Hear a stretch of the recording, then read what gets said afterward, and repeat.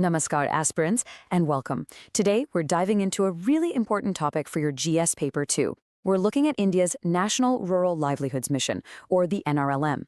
What we're going to do is trace its incredible journey, from a domestic poverty alleviation scheme into a really powerful tool for India's foreign policy. This connection is absolutely vital for your exam prep. That's right. And the central question we want to tackle today is this.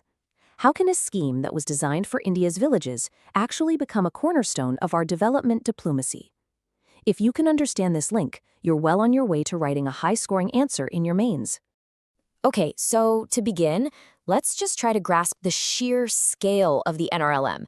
The source article calls it a quiet transformation, and honestly, when you look at the numbers, that description is spot on. This is India's flagship program for poverty alleviation, no doubt about it. To really appreciate the impact, just look at this. The mission has reached over 100 million households. It's mobilized more than 9 million self-help groups, or SHGs.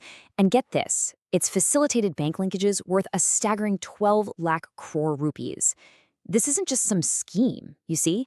It's a full-blown social revolution. Absolutely. But, the success story isn't just in the big numbers or the funding. The crucial point, the thing you need to analyze is why it works. And the answer is that the NRLM isn't just a scheme, it's a carefully designed ecosystem.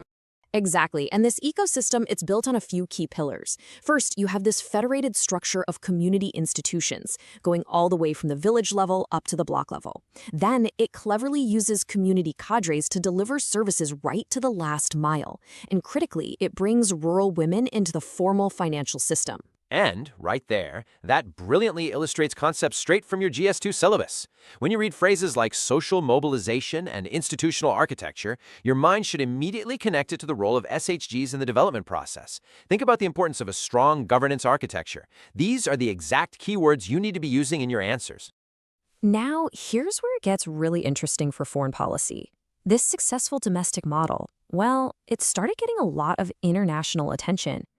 Let's look at how this Indian success story is becoming a model for the world, especially for countries in the global south. And this is so significant. You've got delegations from several African nations coming here. But they're not just visiting to see the good results.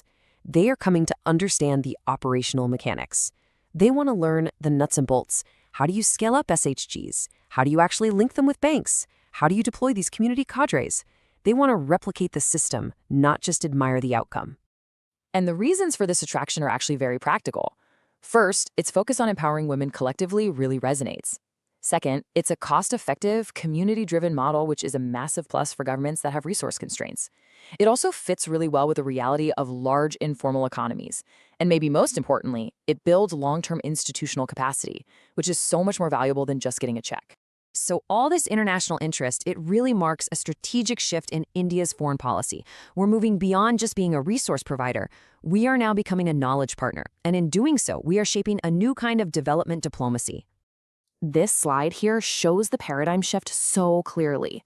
Look, traditional aid is usually about money, right? It creates this donor-recipient dynamic. But India's new approach, with the NRLM as a prime example, is all about exporting successful, homegrown institutional models. This creates a relationship of partnership and shared learning, which is a completely different ballgame. And remember this phrase from the source article, circulating knowledge and institutional practices rather than resources alone. This is the very essence of India's new development diplomacy. It's such a powerful line, you should try to quote it directly in your mains answers. It really shows analytical depth. And of course, this entire approach is a perfect example of strengthening South-South cooperation. What we're seeing is a network of shared learning that's emerging, where developing countries are exchanging solutions to common problems, all based on their own real, lived experiences. All right, now for the most important part of our discussion, let's pull all of this together. We're going to consolidate the key takeaways and show you how you can directly apply this knowledge when you're sitting in the examination hall. So you've got all this great information. The million-dollar question is, how do you structure it effectively in an answer for GS Paper 2? Or how do you use it in your personality test? Let's break it down. Okay, look at this table very carefully. You can and should use the NRLM example when you get a question about welfare schemes or the role of SHGs. You must use it when you're discussing India's foreign policy to explain the concept of development diplomacy.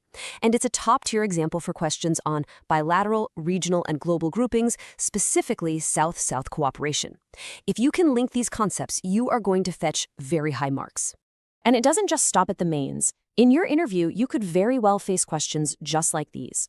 You should be prepared to explain how domestic successes, like the NRLM, aren't just internal achievements, but are also major foreign policy assets. Be ready to define development diplomacy using the NRLM and argue why our partnership model can be more sustainable than traditional aid. And to wrap up, we'll leave you with a thought to ponder.